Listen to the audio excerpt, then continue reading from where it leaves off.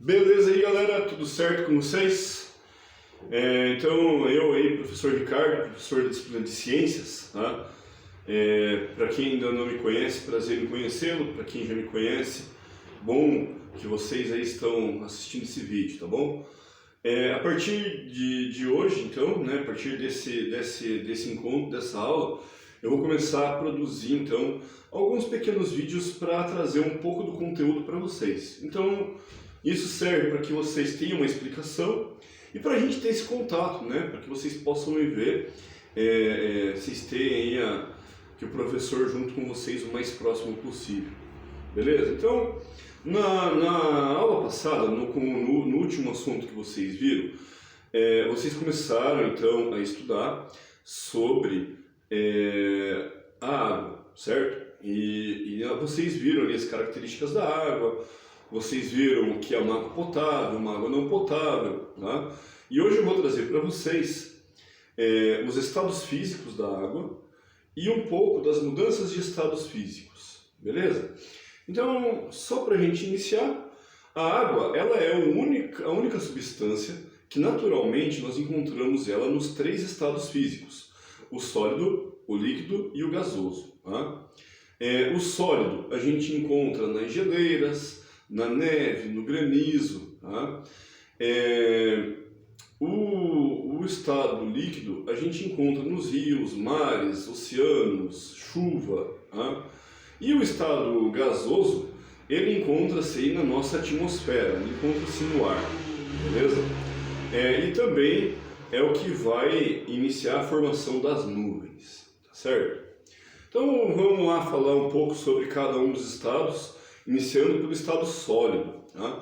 No estado sólido, as moléculas elas vão se encontrar muito juntas umas das outras, e com isso quase não existe movimentação, quase não existe agitação entre essas moléculas. Isso a gente consegue perceber porque o estado sólido ele tem a maior agregação das moléculas. Então a gente vai ver aquelas características, principalmente que a forma e o volume eles serão sempre constantes, não vai mudar. Se a gente pegar uma garrafa e com água e congelar essa garrafa com água, a gente vai ter o volume daquela garrafa no formato daquela garrafa. Isso não vai ser alterado. E isso pode ser qualquer recipiente. Vai ter o volume e aquele formato daquele recipiente. Tá certo? Já no estado líquido, né, as moléculas elas já encontram-se um pouco mais afastadas, permitindo movimentação. Por isso que a água ela é um fluido, por isso que a água ela escorre, ela escoa. Tá bom? As moléculas, como elas já estão um pouco mais afastadas, a gente vai ter que a forma ela é variável, mas o volume é sempre constante. Tá? Então, se eu pegar aquela mesma garrafinha que eu congelei e deixar ela derreter, eu vou ter ali o volume da garrafinha, certo? Vamos supor que seja 500 ml o volume da garrafa. Eu vou ter 500 ml no formato da garrafa. Desculpa. Se eu pegar o conteúdo dessa garrafa e colocar numa bacia, por exemplo, eu vou ter o volume de 500 ml no formato de uma bacia. E assim sucessivamente, conforme o recipiente que eu for colocar, eu vou ter aquele formato. Então, isso porque a água vai ter sempre a forma variável, mas o volume dela não muda, o volume é constante, tá bom? E aí, por último, para a gente finalizar essa parte, o estado gasoso, tá bom? Então o estado gasoso é o que permite a maior movimentação, as moléculas estão muito agitadas, tá? Isso a gente consegue perceber, por exemplo, quando a gente está fervendo água, que as moléculas começam a se agitar, e o vapor começa a ser liberado. Então esse vapor ele ocorre porque as moléculas elas estão no estado de agitação muito, muito grande, tá bom? E no estado gasoso, tanto a forma quanto o volume, eles são variáveis, tá? Porque os gases, eles podem sofrer compressão e eles podem sofrer expansão. Então, tanto a forma quanto o volume desses gases, eles podem ser alterados, tá bom? Beleza, galera? Então, o sólido, o líquido e o gasoso são os 3 estados físicos, tá?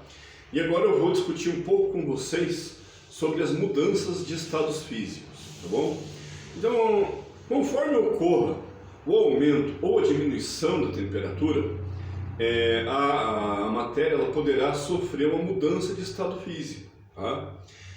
Por exemplo, quando a gente pega o gelo e a gente deixa ele fora da geladeira, fora do congelador, aquele gelo ele vai derreter, ele vai virar água líquida. Isso acontece porque as mudanças de estados elas ocorrem quando ocorre o aumento ou a diminuição da temperatura. No caso do gelo, ocorre um aumento de temperatura. Então, no congelador a temperatura está abaixo de 0 grau. A hora que a gente tira esse gelo lá do congelador, a temperatura está maior do que 0 grau. A temperatura, então, está a temperatura ambiente, que num dia de verão, por exemplo, pode chegar a 30 e poucos, quase 40 graus aqui em Itapoá. Então, isso vai fazer com que esse gelo ele passe do estado sólido para o estado líquido, tá? E o nome disso, o nome dessa mudança é fusão, tá certo? Existe do contrário também, né? Quando a gente pega a água líquida e a gente coloca ela no congelador para fazermos gelo, tá? Então, essa mudança ela vai ocorrer devido à diminuição da temperatura. Ocorre a diminuição da temperatura, a água passa do estado líquido para o estado sólido, tá bom? E essa mudança recebe o nome de solidificação, beleza?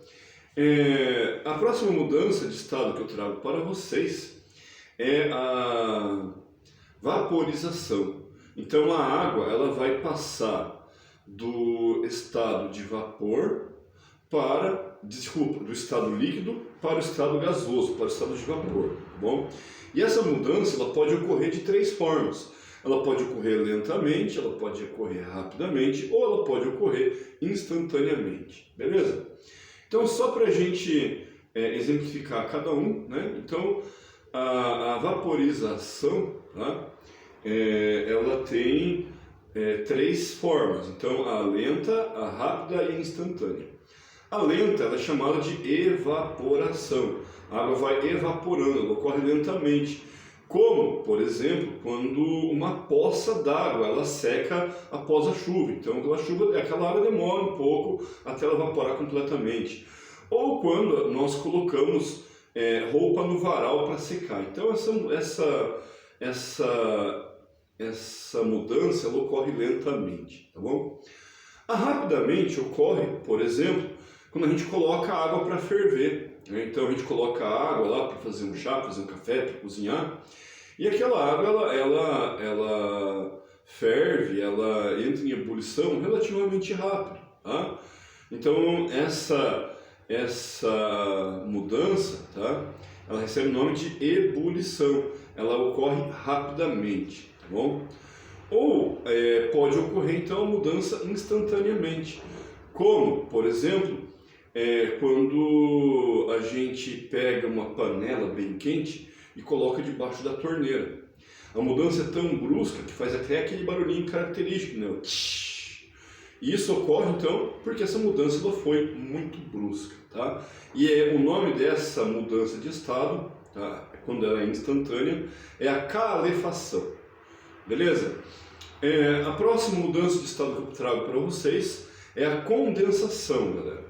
A condensação ela é o contrário da vaporização, tá? Então, na vaporização era do líquido para o gás, aqui na condensação é do gás para o líquido, tá? E essa mudança ela vai ocorrer com a diminuição da temperatura, beleza? Então, por exemplo, quando ocorre a formação das nuvens, tá? Ela ocorre pela condensação. A água ela é aquecida, ela vira vapor, ela vai para as camadas mais quentes, ela encontra as camadas mais frias e ela passa do estado vapor para o estado líquido, beleza? E aí, para finalizarmos, tá? Eu trago para vocês a sublimação. A sublimação ela é uma mudança de estado físico que pode ocorrer nos dois sentidos, tanto do quente para o frio, tanto do frio para o quente também, tá certo? Então, a sublimação, ela é a mudança do estado sólido para o estado gasoso, sem passar pelo líquido, ou do gasoso para o sólido, sem passar pelo líquido. Então, ela pode ocorrer do sólido para o gasoso ou do gasoso para o sólido, tá certo? E aí eu vou dar para vocês, então, os exemplos, tá? Existe uma bolinha que talvez vocês conheçam, tá? Chamada de naftalina. A naftalina é uma bolinha branca. Ela é muito utilizada para evitar mofo, para evitar traça em guarda-roupas. Tá? Também é utilizado em alguns lugares em mictório para evitar o cheiro ruim de urina, tá certo? Essa naftalina, ela evapora. Só que como ela está no estado sólido e ela passa direto para o estado gasoso, sem passar pelo líquido, então ela sofre a chamada sublimação, certo? E aqui ocorre no sentido contrário, com a diminuição da temperatura, tá? Eu posso dar como exemplo para vocês o que acontece, por exemplo, com as geadas, tá? Durante uma geada, então, forma-se aqueles minúsculos grãozinhos de gelo em cima das plantas, em cima dos telhados, em cima dos carros, tá?